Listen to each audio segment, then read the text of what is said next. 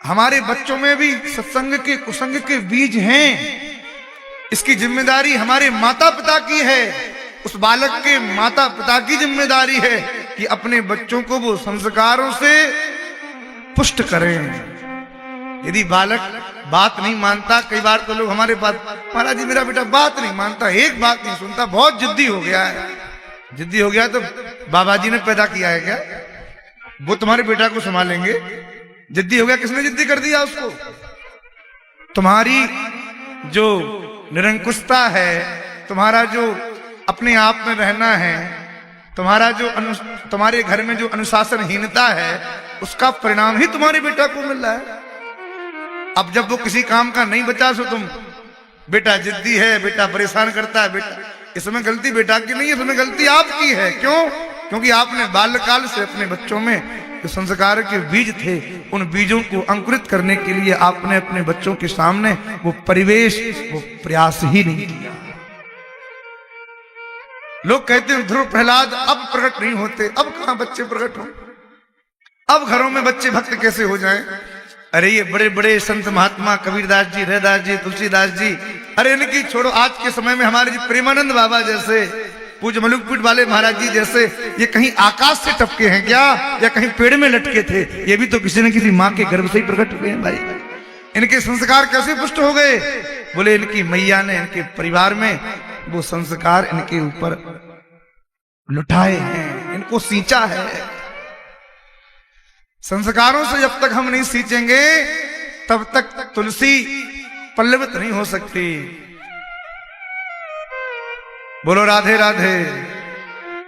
माताओं की थोड़ी बहुत कमी नहीं, बहुत बड़ी भूमिका है संस्कार देने में। मेरी बात को अन्यथा न लेना। पुरुष जो होता है ना, पुरुष के कंधों पे बहुत भार होता है। घर में रहने वाली जो गृहिणी होती है, जिसको मां कहते हैं, उसके ऊपर बच्चों में संस्कार देने का भार होता है।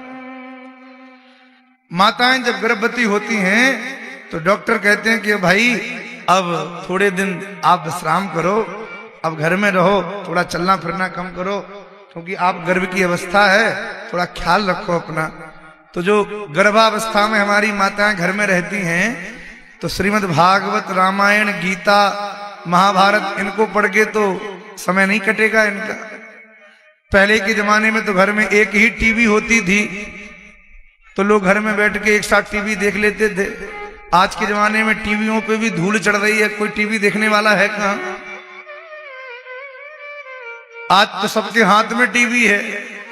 अब दिन रात जब मोबाइल देख के वो 9 महीने हमारी माताएं गर्भ की अवस्था को पूरा करेंगी, तो जो संतान होगी वह भी मोबाइल चलाने वाली ही प्रकट होगी। क्यों? क्योंकि मैया ने गर्भ की अवस्था में किया है। यदि गर्भ की केवल 9 महीने की तपस्या हमारी माताएं ग्रंथों को पढ़ने में, स्वाध्याय करने में, गीता, भागवत, रामायण, विनय पत्रिका, महाभारत, इन ग्रंथों का अवलोकन करने में यदि वो 9 महीने की तपस्या कर लें, तो हम गारंटी से कहते हैं भविष्य में उनके द्वारा जो संतान प्रकट होगी, वो या तो मीराबाई, करमेती बाई, सबरी की तरह, या विवेकानंद स्वामी जी की तरह, रामकृष्ण परमहंस जी की तरह, प्रेमानंद बाबा की तरह, मलुकपीठ वाले महाराज जी की तरह, ऐसी संतति हमारे यहाँ प्रकट हो जाएगी। थोड़ी सी सावधानी यदि हम कर लें। ध्रुव प्रहलाद सबको चाहिए और करना कुछ ना पड़े, ये कैसे संभव हो पाएगा भाई?